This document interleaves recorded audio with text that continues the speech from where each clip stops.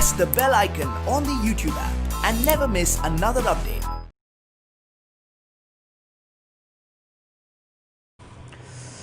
Okay, children, in the previous session, so we have come across different theories of light in course of wave optics, what we are studying, different theories of light. So each of their contribution, like if we take Newton's and similarly Huygens theory and Maxwell's electromagnetic wave theory, in depth we have studied with. After that, quantum theory of light, I told, I just 2 points I will mention. Later on, failure in the electromagnetic wave theory is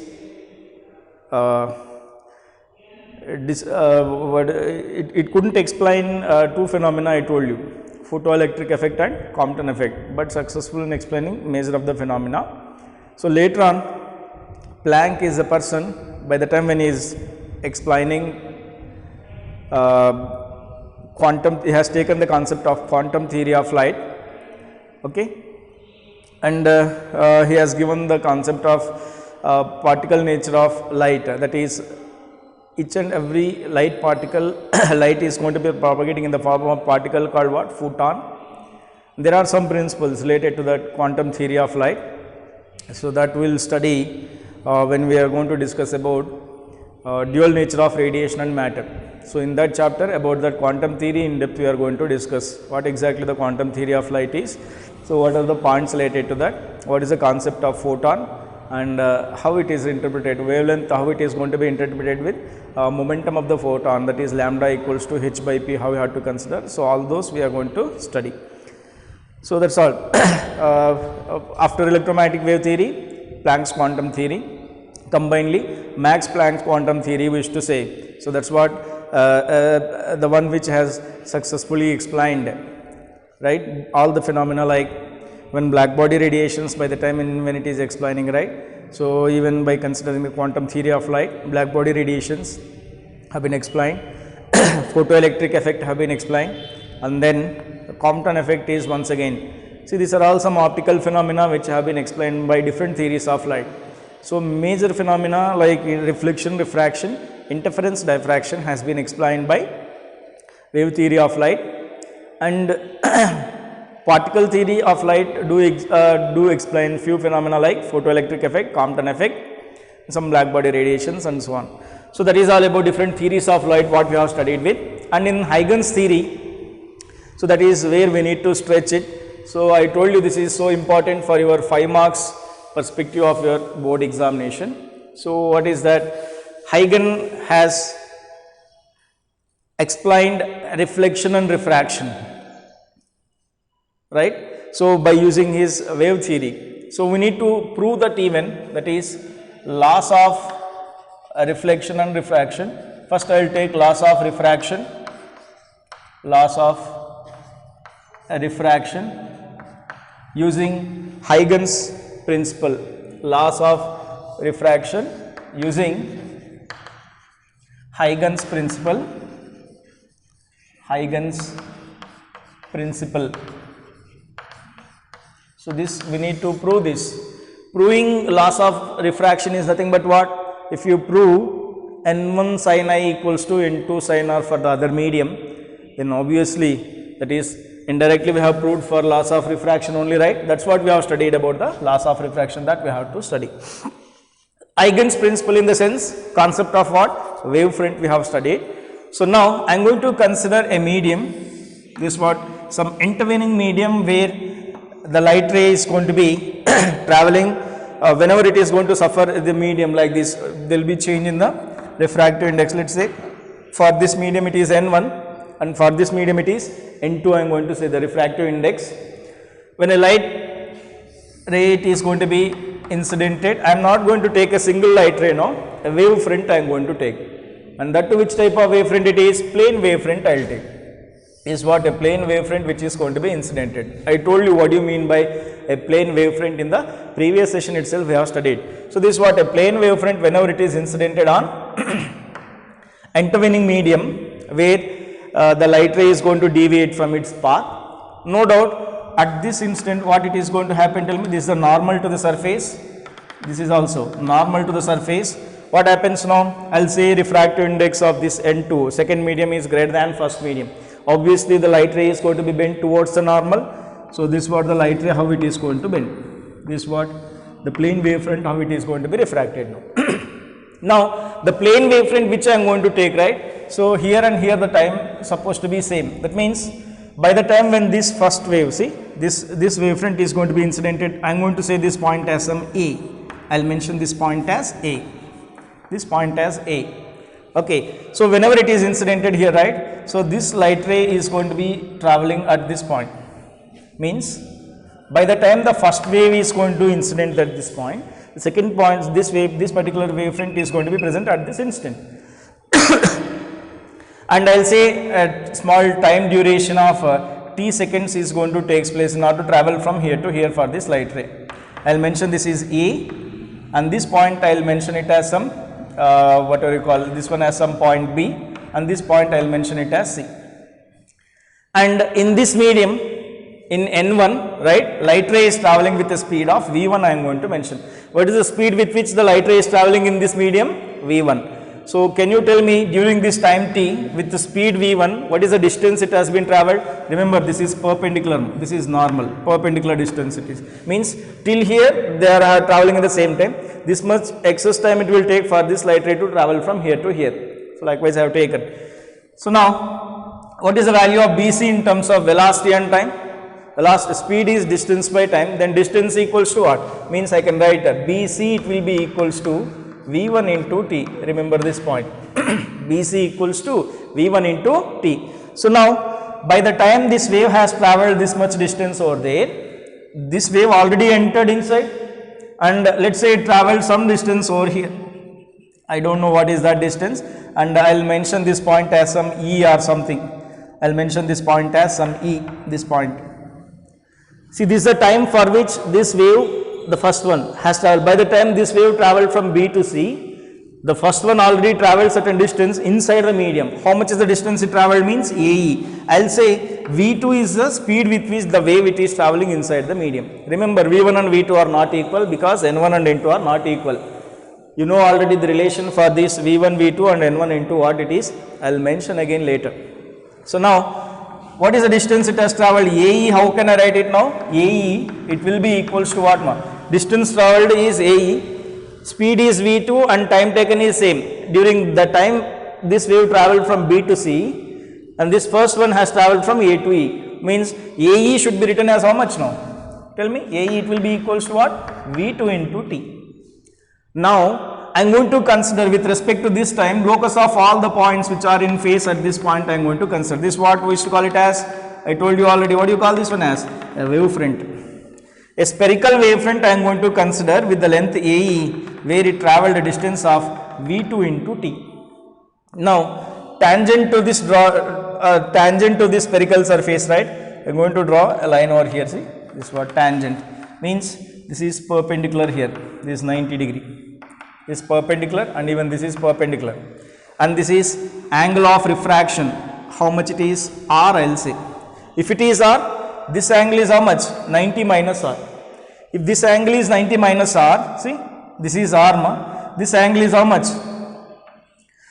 This entire angle is 90, right? This angle is R, then this angle will be 90 minus R. If this is 90 minus R, this is 90, then this angle it should be equals to how much?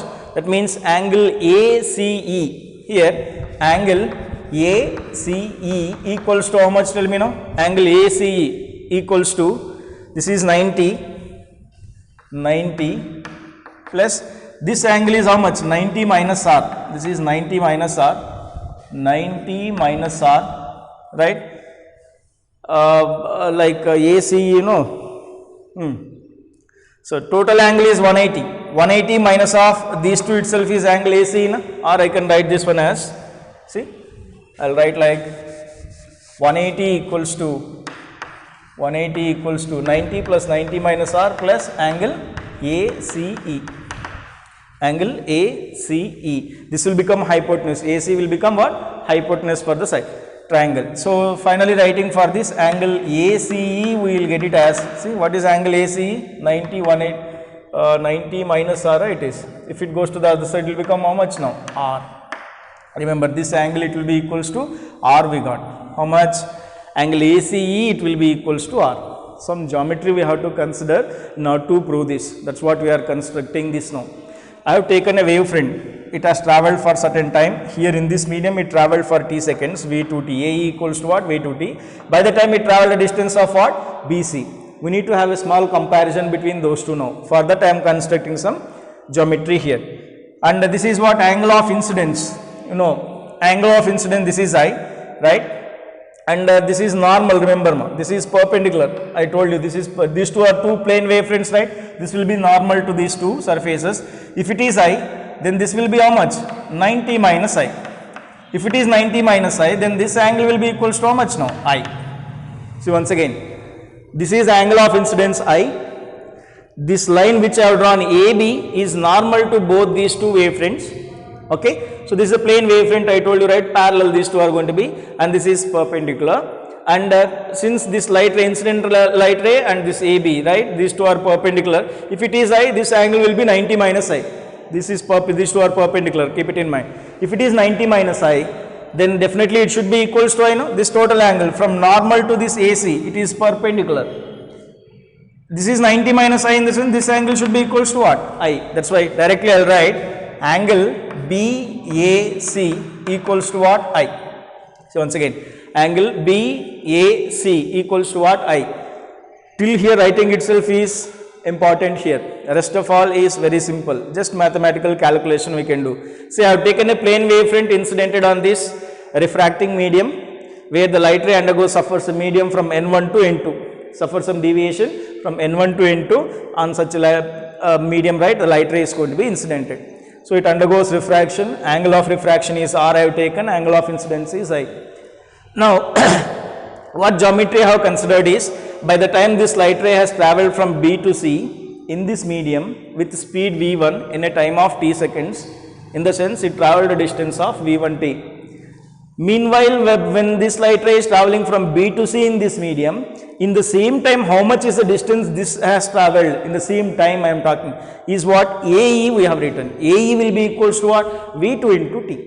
Why V2? V2 is the speed of the light in this medium of refractive index N2. That's why we have written it as what? V2 into T. Some geometry we have constructed. So now, for this time, I have drawn a plane wavefront, spherical wavefront. Wavefront we have taken from normal to the surface, right? I have drawn a normal tangent to this spherical wavefront to this point C, and we have constructed a triangle. From this triangle AEC, angle AEC is 90 and this angle EAC is 90 minus R, and this angle we will get it as what? R from this value. And similarly from here also, this is angle of incidence I and this is 90 minus I, and this will be equals to what? I. Now consider the two triangles.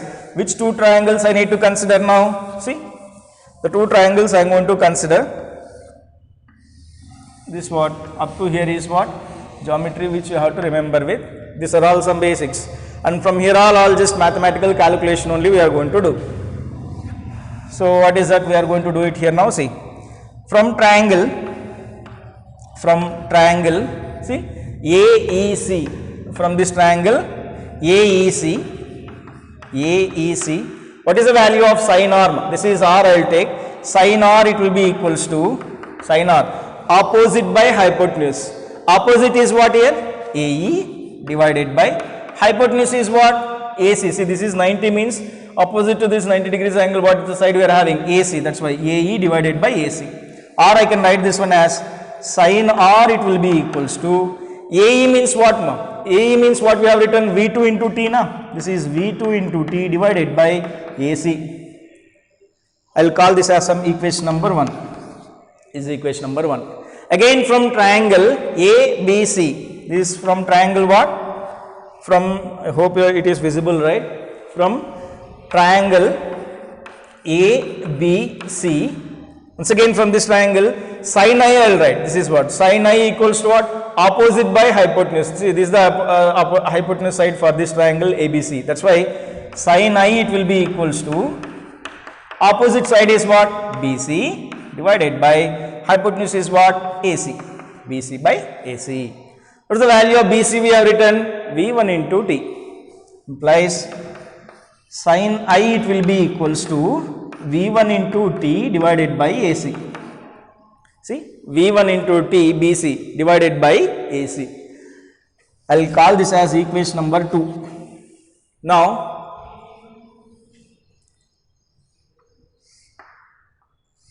see here, I will divide equation number 1 by 2. Equation number 1 divided by 2. What does it give? Tell me now. 1 by 2 means, or 2 by 1 I will do instead of that. Sin I by sin R directly I will write. 2 divided by 1. Sin I divided by sin R. Sin I divided by sin R. Sin I divided by sin R. It will be equals to, see here, AC and AC they will get cancelled. Sin I, V1T divided by V2T will get. This is V1T divided by V2T. That is nothing but what? V1 by V2.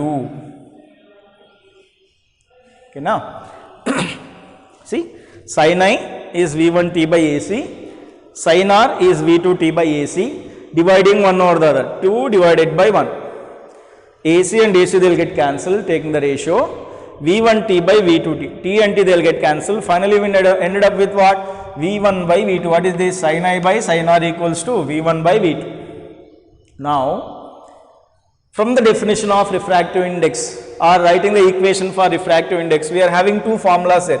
Refractive, if V is the speed of light in a medium, V is speed of light in a medium of refractive index n, then how to write the value of n? Refractive index n will be equals to C by V. We know this formula. You are aware of it? Yes or no? Refractive index n will be equals to C by V. From this what I can write down? Tell me now. N1 by N2 can be written as what? V2 by V1. N1 by N2 is nothing but what? V2 by V1. So this one relation we have. See, once again, refractive index n will be equals to what? C by V, plus N1 by N2 will be equals to what? V2 by V1. So now I will replace that V2 by V1 value into this equation. So what you will get? From this I can write sin I divided by sin R will be equals to, sin I by sin R will be equals to, V1 by V2 means what? Reciprocal. N2 divided by N1. Or I can write N1 sin I equals to N2 into sin R. Hope you have studied this. Right? N1 sin I equals to N2 sin R. What exactly it is? Snell's law. Or that is what? Law of refraction, what you have studied. Or product of refractive index of the medium and sin of angle of incidence in that medium, it remains constant for any pair of media the light ray is propagating through. So this is what about refractive index, laws of refraction, how we can prove using Huygens principle. We have taken a plane wavefront, somewhere it travelled for certain time.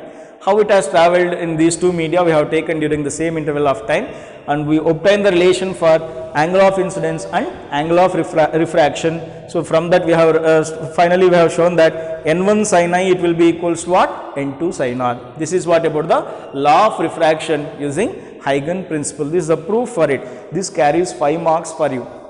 See, here I just looks this entire derivation, everything, it looks a bit complicated, but it is not complicated actually.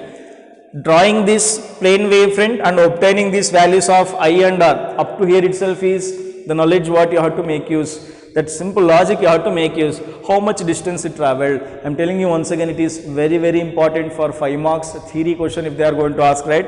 There is a probability of asking this question. Along with this, one more we are having reflection also. I will prove that also in the same method, same methodology. Small changes we need to make. We will see. Instead of refraction, we have to take reflection in that case. Plane wave is going to be getting reflected, we have to write. So how it is, I will mention that. So but you just remember, a plane wave is incidented here. Okay. So when you are writing for all this, I have to write. If these parameters, how you have to write? BC, AE, writing this one. And writing for these angles, what is that? ACE, angle ACE and angle BAC, how we are going to write? If you have written for these 4 parameters over here, rest of all the derivation is simple. Just writing sin I and sin r and equating for the values. And one more point you have to remember here, n1 by n2 equals to what? V2 by V1. How you got this? By the basic definition of refractive index for a medium. If the light ray is propagating in a medium with a speed v, then the refractive index of the medium is supposed to be written as c by v. We have learnt already. So the same thing, n equals to c by v, we have to interpret and you have to write, and finally equate into this equation, substitute into the equation, finally end up with this value, n1 sin I equals to n2 sin r. This is all about law of how to prove the laws of refraction using Huygens principle. I think you can make a note of it, and we will go for law of refraction.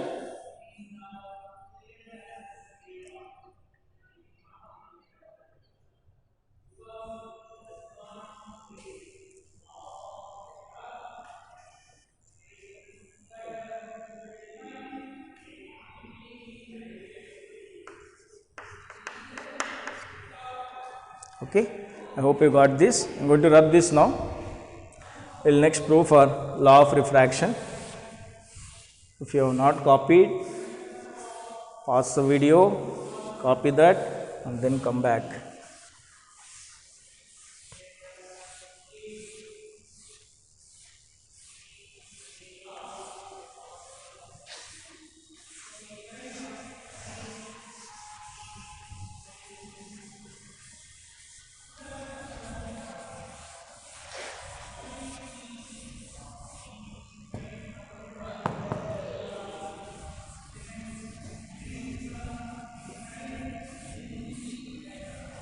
Okay, so now instead of refraction, to prove for reflection of light. So what it is, we will study laws of reflection. When you are talking about reflection, which point we need to prove for reflection means angle of incidence is equals to angle of reflection. If you prove I equals to R, if you are going to prove, right? So that is enough. Law of reflection is going to be proved. So how to prove that, we will see. So for that, earlier means I have taken which type of surface? Refracting surface, where the light ray should undergo refraction. Now what I need to consider, which type of surface? Tell me, it is reflecting surface. We will draw the diagram bit small so that calculations we can make use. Now reflecting surface I am going to consider. Once again I will take a plane wavefront is going to be incidented here. Which type of wavefront is incidented? A plane wavefront here also. See, this is what do you call this one as? Normal to the surface, and this is once again normal. Let me say this point is A and this is angle of incidence, how much it is? I. Okay. So now no doubt light ray is going to undergo what? Reflection like this. It undergoes a reflection like this. The plane wavefront is going to undergo reflection. This is what the reflected ray. Okay, now by the time this light ray has reached here, right, this is somewhere here itself, means I just want to say I am going to draw a normal here. These two lengths are equal. By the time it reached here, right, this wave is here. Keep this point in mind. By the first one reached the point A, just like how we have taken the earlier case, same way. The second one is at point B, I will take. This is some point B. And it has travelled to this point C. With a speed of what? V. V is the speed of the medium here. Both are the incident ray and reflected ray, both are in same medium. That's why their speeds are equal. Keep this point in mind. So now, this is BC, right? How much is the value of BC? Tell me now. The value of BC here, it will be equals to velocity into time. What is the value of BC? It will be equals to what? Velocity into time. Why? Velocity is, speed is distance by time. Distance it will be equals to what? Speed into time. V into T. Okay. So this length BC we have written, and remember this is normal, right? This is normal. Keep this point in mind. It is required for us. And if it is I, even this angle also, how much it will be? This angle only we have written, no? This angle also it will be equals to what? I we have written. How it is I? See, if it is I, this angle of incidence, if it is I, right? So this is perpendicular. Remember this incident ray, right, and this line AB, both are perpendicular. If it is I, then this angle will be 90 minus I, and then this value it should be equals to what? I. So this is the point. Now look about this reflected light ray now. Reflected light ray. By the time it traveled from B to C, see carefully, this wave has incidented at this point. Meanwhile, this wave is going to be here itself.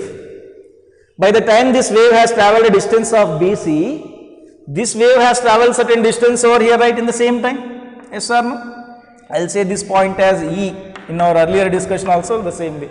I'm going to draw a spherical wavefront with respect to this point like this. This is what? A spherical wavefront. At all the points, right, the distance traveled will be same. Now to this spherical wavefront, I'm going to draw a normal. Right? A normal I am going to draw to this surface like this. This is a normal to the surface I have drawn. Okay. So normals drawn I am going to represent in dotted line. So let us say it is a normal drawn to the surface. Okay. And this is perpendicular. Remember this. This is perpendicular. This angle is how much? Angle of reflection now. This point is I, and this angle is angle of reflection. Angle of reflection only, na? See once again, diagram is, I hope it's not confusing for you, right? So this is angle of reflection, keep it in mind. If it is R, right, how about this angle now? Talk about this angle now. If it is R, then this angle is 90 minus R. See once again, reflected ray making an angle with normal is what? R. Then with the surface how much it will make? 90 minus R. If it is 90 minus R, this is 90, then this angle it should be equals to what? R. For this triangle AEC, for this triangle AEC, so what you can write, and also what is the value of this distance AE? Time taken for B to C is what? T. So that's why the distance we have written it as VT. During the same time only, no, it has travelled from A to E. It has travelled from A to E in same time. T is same. Speed of light also it is same in this medium. Medium is same. That's why speed of light doesn't change. That's why the value of AE also it will be equals to what? AE it will be equals to what? VT. And also angle BAC. Angle BAC equals to I. And angle ACE. And angle, see, angle ACE equals to what? R. Angle ACE equals to R and angle BAC equals to I. By the geometry I have mentioned. If you want, I will explain again and then I will come back to that point. So now consider the two triangles now. Which two triangles? So now from triangle, see, I will take this triangle ABC first. From the triangle ABC, sin I I will write. Sin I it will be equals to what? Sin I it will be equals to, opposite is BC divided by hypotenuse is what? AC. What is the value of BC here? VT, V into T divided by AC, let it be.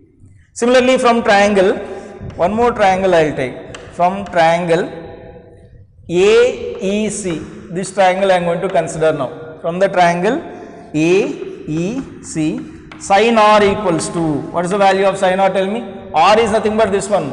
Opposite side is what? AE divided by hypotenuse is what? AC.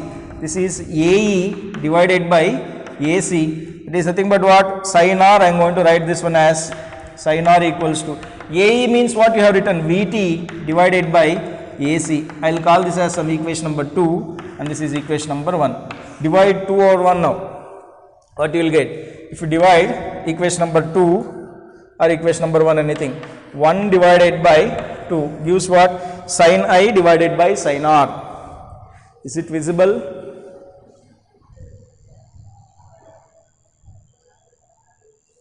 Okay.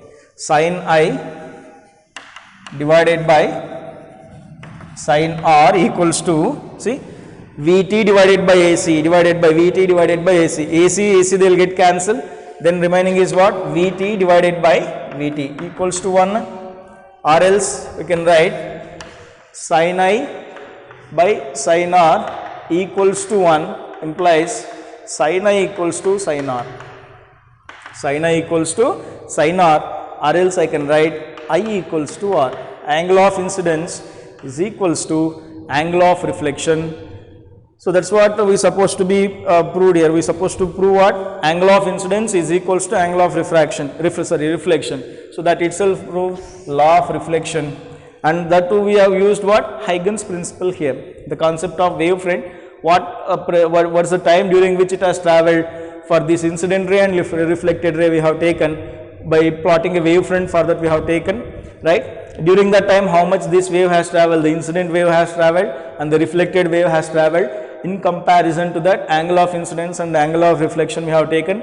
Angle of incidence for the incident ray, angle of reflection for the reflected ray we have taken, and we have proved that sin I equals to sin r, or the value of I equals to r. That is about law of reflection using Huygens principle. See, once again here also, derivation is not so difficult. One thing is, this entire calculation is easier. But how to draw this is very important. How to draw this? See, plane wave is incidented. Okay. By the time this wave, first one has reached the point A, second one is at B.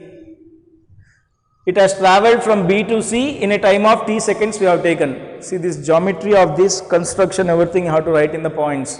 In the notes it will be there, or the same diagrams you can find in NCERT text also. Maybe the points which I have taken, A, B, C points might be different there. If it is so, correlate. Even if you write in the exam with the same points also, not a problem. Okay, just mentioning the notations of them, but geometry you have to explain. What plane wavefront incidented, at which medium, what is the refractive index of the medium, velocity at those mediums, what they are. You have to define, or you have to, whenever you are going to go for a derivation, basic assumptions of that and the geometry of that derivation, everything you have to give it first, and then you have to go for all the application to that or how you have to find for that. You have to go with once if you have completed with all the defining the terms or the geometry what you have considered in the derivation. So likewise, see, once again I will recall a plane wavefront incidented here, right? By the time it travelled from B to C, this reflected light travelled from A to E during the same time. For that time interval, I have drawn a plane wavefront, locus of all the points which are in phase during that time when this travelled from B to C. During that time, it travelled from A to E, we have written. So, for that, a normal has been drawn from point C to E, a small geometry we have taken, and A to B. And if this angle is I, angle of incidence, normal, plane wavefront incident at angle of incidence I with the normal, right? So, then even this angle what we have mentioned BAC also will be equals to I. How it is means, this light, this normal which we have drawn to this B, right, this is perpendicular to both these two, both the lines. So, what happens, this will be perpendicular then. If it is perpendicular, then angle of this value it will be equals to normal with AB will become 90 minus R. Then obviously this AB with AC will become I. That's the logic you have to write. If you want that point also you can mention. So, how angle BAC plus 90 minus R equals to so on you can mention for that, or directly you can write that value BAC equals to I. And what is the value of ACE also you have to mention, or how you got this value also I explained. See, if this angle is R and this entire angle will be 90 minus R. If it is 90 minus R in this triangle AEC, this is 90, angle EAC is 90 minus R, then obviously angle ECA equals to what? R. Taking the sum of all the angles in the triangle as 180 equals to 90 plus 90 minus R, this angle EAC plus R equals to 180. Writing for it and finally obtain the value, you will get it as what? 180 and R equals to, this angle EAC will be equals to R, you will get there. Okay. So, that is about laws of reflection, how we have to explain using Huygens principle. See, these two questions in NCERT, as it is the same questions we are having, the same diagram notations we are having. So, you have to learn these two, so important. Apart from the theories of light what we have studied, they may ask for 1 or 2 marks over there, the theories of light, in that some points they may ask it. But this question is very important. For 2 marks or 3 marks, state and explain the Huygens principle, they will ask. What are the principles Huygens principles, they will ask for very important for 2 marks it is, and of course even these 2 derivations are important even for 5 marks perspective from the wave optics. So this is about law of reflection. So next,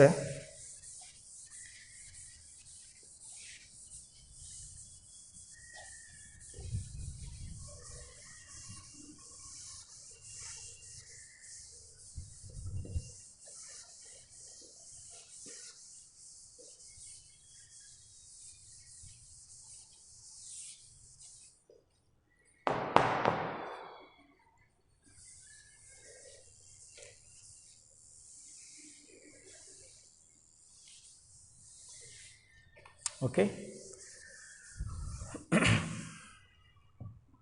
So now, after different theories of light, concept of wavefront, how spherical parallel wavefronts you are going to have, and one more point like converging wavefront and diverging wavefront, plane wavefronts.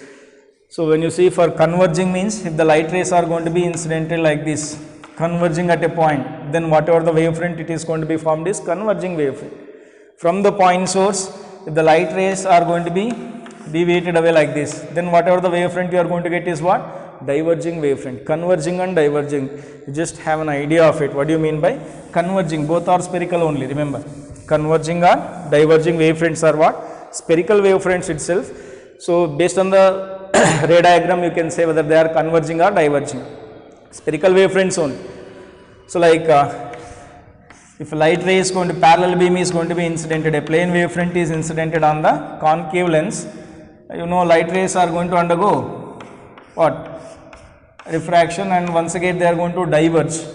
A divergent light beam, divergent rays you are going to get. So in this case, whatever the light rays or wavefronts we are going to get, no doubt they are going to be spherical. I told you in the previous session, when a plane wavefront is incidented on a lens, which type of wavefront we are going to get? Spherical wavefront. And that spherical wavefront, whether it is going to be a converging or diverging wavefront. Diverging wavefront when the beam is going to be diverged from a point. Converging when they are going to be converging at a point. So that is about converging and diverging wavefronts, which you have to remember with. So now,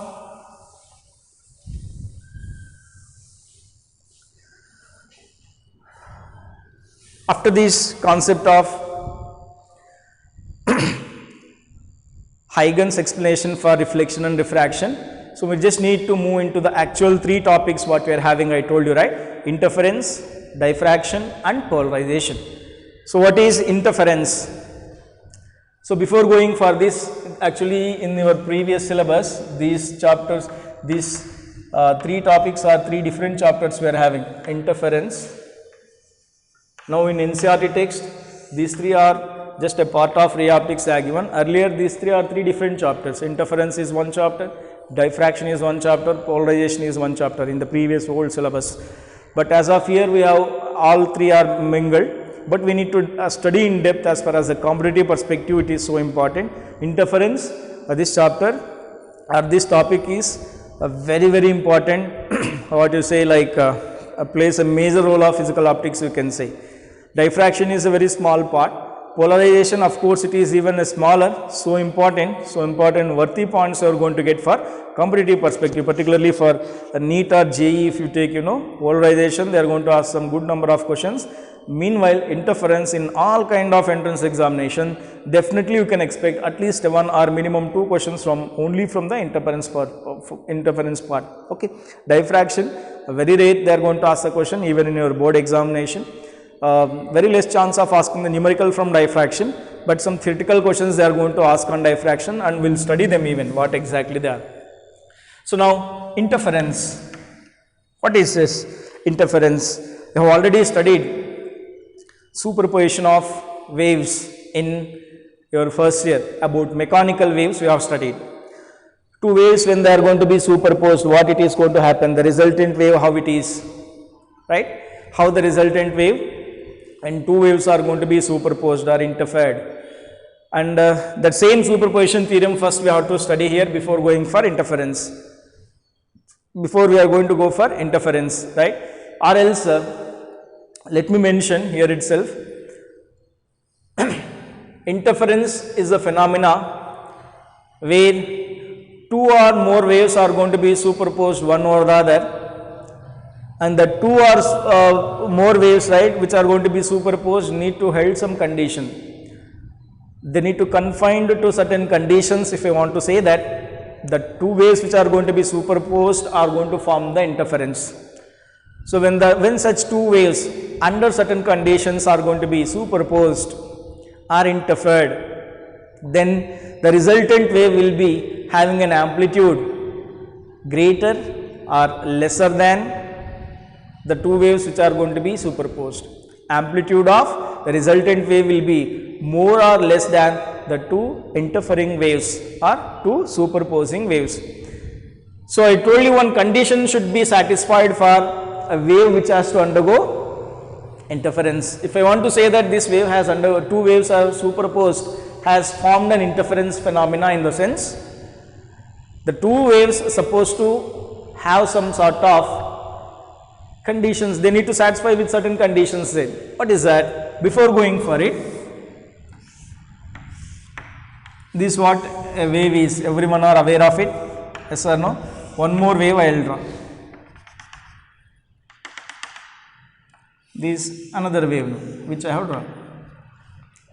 See the starting point of both the waves, is it the same? Of course. And once again these two waves are going to be, see, after one half cycle, right, both are going to meet the same time axis at the same time.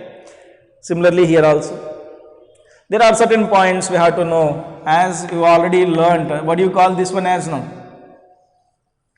What do you call that as? Amplitude. Amplitude of the wave it is, right? And what do you call this one as? Wavelength of the wave. How many such cycles it is going to be made in one cycle, we used to call it as frequency. How much time it will take for one cycle, we used to call it as time period. Based on where the wave is going to start, we can define a term called phase. What do you call that as? Phase. These three majorly, amplitude means what, phase means what, and frequency. Amplitude, phase and frequency. Frequency, if you know, time period and wavelength also, let's say wavelength. If frequency and time period both are interrelated, right, if you are going to define with one parameter, it is enough. Frequency, wavelength, right. So amplitude, phase and frequency of a wave should be considered if you want to define so and so condition called coherence. What do you call this? Coherence condition means what?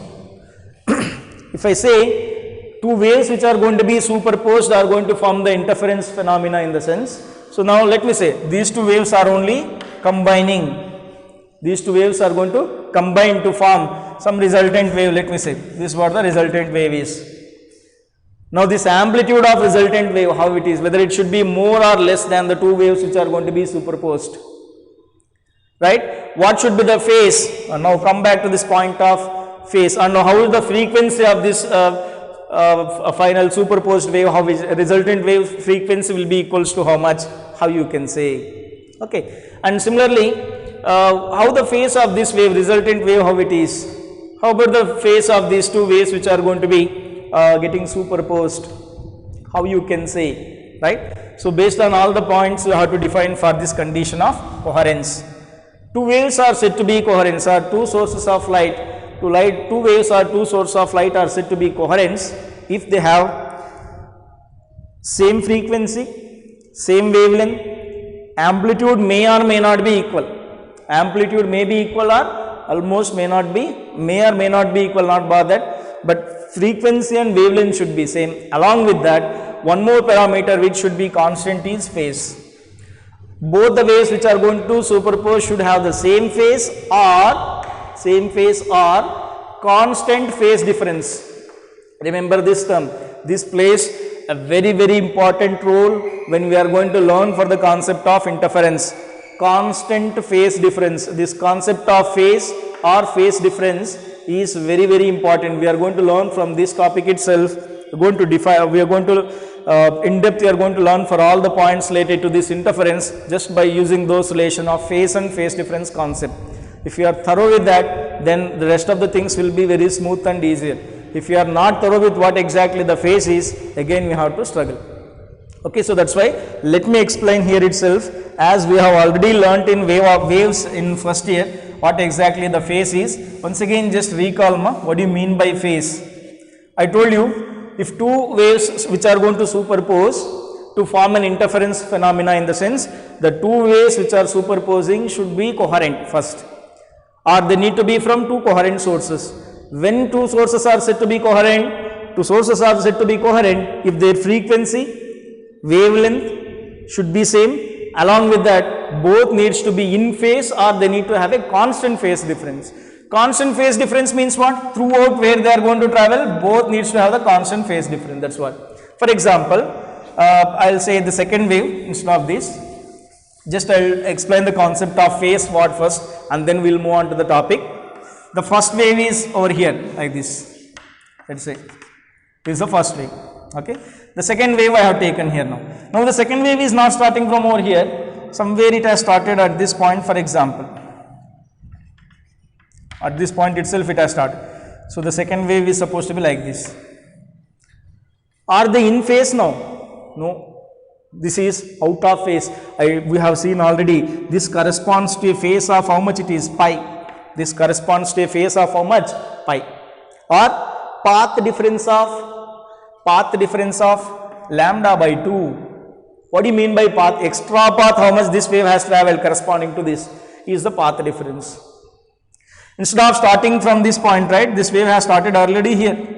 This is the extra phase it is having. How much is the phase difference between these two now? Pi. What is the phase difference now? If any wave is supposed to be looking like this, what is the two waves? What is the phase difference between these two waves now? Pi. Pi is the phase difference between these two waves. So like this. Okay. Or, okay, and constant phase difference I told you, right? What do you mean by constant phase difference? Everywhere you are supposed to go, it should be like this only. See, wherever it is going to end this half cycle, here it should end the half cycle like this. So number of cycles what it is going to make should be equal in both the cases. Obviously frequency will be constant, right? So how many here are there? 3 half cycles are there during this time. Here also 3 half cycles are there during this time. That's why frequency is constant. Frequency is same for both the waves. So this is having a phase difference of how much now? Pi. Right? This is the extra path it has traveled. Remember, this half cycle will correspond to a phase difference of pi and path difference of lambda by 2 for what? Half cycle. Quarter cycle if I take. So like this, if the wave is, let me say, quarter cycle if it is going to be. Somewhere it is going to start from here, let me say. This is a quarter cycle. This is what? 1 quarter. This 1 quarter of the wave will contribute for a phase difference of pi by 2. How much it is? Pi by 2, and path difference of lambda by 4. Keep this point in mind. These are all some logically how you have to remember. You can apply the same things for SHM or waves, wherever, whatever you have wherever you have studied for the concept of phase, right? You can apply the same things over there. Keep it in mind. So now, hope you got the point, right? One more example I will give it, see here, ma.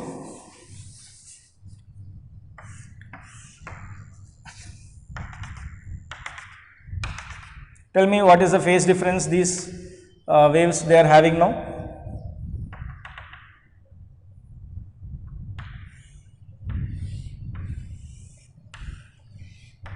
Okay, so now see, if it is 0, this is maximum. If it is 0, this is maximum. So which one is, this is having extra path of this much. How much is the phase difference between these two now? See, this wave is starting from 0, but it is starting from, at 0 it is maximum, the amplitude is maximum. Here at 0, amplitude is 0. Here at 0, amplitude is maximum. Means this is traveling an extra path of how much it is now? Lambda by 4. That corresponds to phase difference of how much? Pi by 2. These two waves are having a phase difference of how much? Pi by 2. So whether they are constant or not, phase difference is constant or not if you cross check. When it is 0, see, this value is becoming maximum. And when it is maximum, right, this value is becoming how much? 0. Once again this value is 0, this value is becoming maximum. And once again it is becoming maximum, this value is becoming how much? Let's say this one, this is becoming 0. And same way, means they are maintaining a constant phase difference of how much it is? Pi by 2. This is the concept of phase and phase difference what you have to remember with. What do you mean by phase and what do you mean by phase difference between the two waves which are going to be superposed. Anywhere you are going to find for two waves what is the meaning of phase and phase difference. Now come back to the definition of phase, what it is. Phase, it just gives the position of the particle at any instant in the motion of the wave. When the wave is moving, right, when wave is propagating, it just gives the position of the particle. So this is what the position of the particle at time t equals to 0 in comparison to this. So that's why both are out of phase by a value of how much? Pi by 2. And now which is leading and which is lagging? See, this I have already started here. That's why this is leading. This second wave, wave 2 is leading the wave 1 by an angle pi by 2, you can say. That's all. Got the point? Wave 2 is leading the wave 1 by an angle how much? Pi by 2.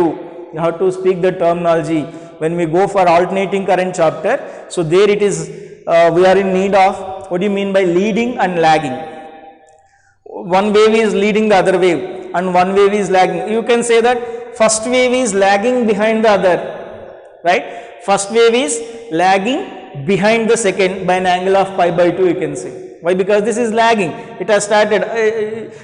By the time it has started, right, it is going to be here already. So likewise you can define. So this is what about the phase and phase difference between the two waves. Same way you can write for path and path difference. What do you mean by path difference and what do you mean by phase difference? These are the 2 points which you have to remember with. So now, just a minute.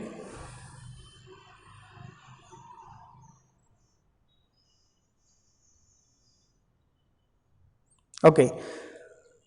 So now you just write the conditions for coherence. Conditions for coherency. This is very important. Conditions for coherence. Hope all you got some idea now. What do you mean by coherent? Two sources are said to be coherent if two sources or two waves, anything you can say. Two sources are said to be coherent, or light from two sources are said to be coherent. If you say light from two sources are said to be coherent if the frequency of the two waves should be same, if they need, or then frequency, wavelength should be same, frequency and wavelength should be same. Along with that, both needs to have same phase or constant phase difference. Remember this point, this is very important. Same phase and constant phase difference. Same phase and constant, or same phase, or they need to have what? Constant phase difference. Any two waves which are going to be superposed, which are having these two characteristics, that means coherency condition is satisfied for the two waves which are going to be superposed, then we will say that the two waves are said to be undergoing what? Which phenomena? Interference phenomena. Even though if frequency and wavelength is same, amplitude may or may not be equal. For the interference condition, for the coherency condition, there is no rule like always the amplitude of two superposing waves should be constant. They may be or may not be. They are almost, they need to be same. There should not be large variation even. So frequency and wavelength should be same, no doubt. If this condition is not satisfied, then we will not say that the two waves are coherent. Keep it in mind. Only if these conditions are satisfied, then we can say that the two waves are said to be incoherent. Okay. So that is about the coherency condition. The waves with this coherency condition are going to be superposed, then interference phenomena is going to be formed.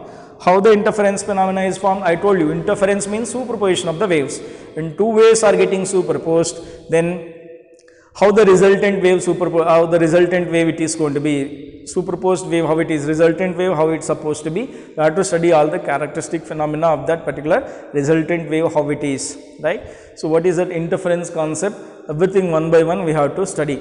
So I'll wind up this session for today, and I hope you got the points majorly. If you look back into the topics what we have studied, like Huygens, using Huygens principle, right? Laws of reflection and laws of refraction. Please do practice them once, taking your note, right? By one you just draw the ray diagrams what you have sketched over there. At the same time, what point you just, for every derivation what you are doing, keep some 3 to 4 major points in your mind, so that any time in the course of this syllabus, when even in the month of January or February, this soon after the completion of this chapter, right? Somewhere after 2 to 3 chapters completion also, you should look back into this. Even for all the diagrams or some derivations from ray optics or geometrical optics also, for every derivation you hold some 2 to 3 key points in your mind. So that should be memorized. Every time, see, you should be able to take out back the derivation whenever it is required, just by going through that 3 points. The 3 key points it is there in your mind, you can derive the entire derivation there. It's not like entire derivation I need to look every time when I want to solve. If teacher asks you to derive the relation, right, it's not like I have not studied. What those 3 key points, if you are going to remember with, then easily you can grab. See, that all comes by practice. Once if you practice, I told you here when in case of 2 diagrams when we have drawn earlier, right, loss of reflection and loss of refraction, right. So I told you what 3 points, majorly I have written some 4 points over there in the beginning, at the end, at the top. So that 4 points, if you remember, the entire thing is mathematical manipulation. That's all small mathematical like calculations which you have to do it. So that all can be done. So what is the key for the derivation, if you remember, and the 3 points which it is required for that. So that you just memorize.